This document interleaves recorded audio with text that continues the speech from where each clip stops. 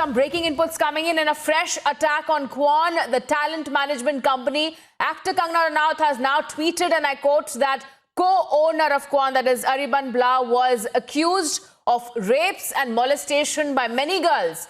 One such girl even went to meet him with her mother. He made the mother sit outside and tried to sexually assault the girl. While the mother had filed a case, it was covered up by the media, but suddenly everyone disappeared, unquote.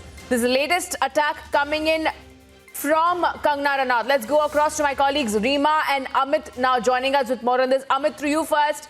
We saw how in the past as well Kangana Ranaut has very boldly and openly spoken up against the drug nexus, but now yet again she is making these sensational claims that there is a co-owner of Kwon, that is Ariban Bla, who has in fact in the past been accused of sexual misconduct and also sexually assaulting certain females. देखिए, मैं आपको बताना चाहूँगा, me too के दौरान ये फंसे थे और ये 2018 के एंड की बात है और उसके बाद जो है इस कंपनी से इनको टाटा बाय भी बोल दिया गया था, यानी कि इनको अलग कर दिया गया था, हटा दिया था।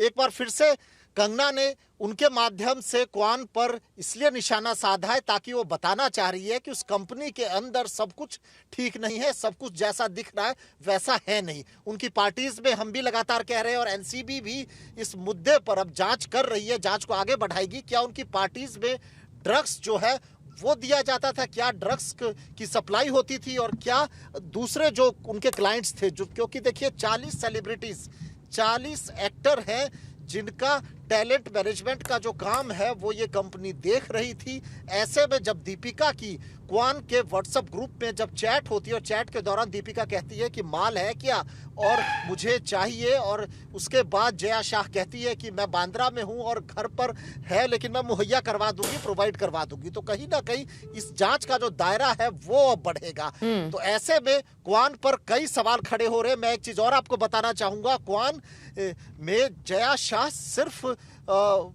टैलेंट मैनेजर नहीं है, वो जितने भी टैलेंट मैनेजर हैं उनको हेड करती है और साथ ही में पार्टनर भी है। ईडी ने उनसे पूछताछ की थी क्योंकि देखिए क्वान के खाते में सुशांत सिंह राजपूत के अकाउंट से 10 करोड़ रुपए जो है वो ट्रांसफर किए गए। ईडी ने पूछा कि इतनी जो ट्रांजैक्शन है वो क्यों हुई, क्यों क्वान को एसएसआर ने जो पैसा क्यों भेजा, तो उसने कहा कि देखिए 100 करोड़ के आसपास का जो बिजनेस है वो क्वान ने प्रोवाइड किया था एसएसआर को और इसका जो कमीशन है वो 10% होता है, यानी कि 10 करोड़, और 10 करोड़ एसएसआर ने उन्हें ट्रांसफर किया था। लेकिन मैं आपको बताना चाहूंगा कि यहीं पर लाखों की रकम है जो क्वान की तरफ से रिया चक्रवर्ती के खाते में ट्रांसफर होता है। तो क्या ये पैसा जो था वो बिजनेस के बदले था या फिर कुछ और चल रहा था या फिर कुछ और प्रोवाइड करने के लिए कुछ और पार्टीज में जो खर्चे हुए उसके लिए था?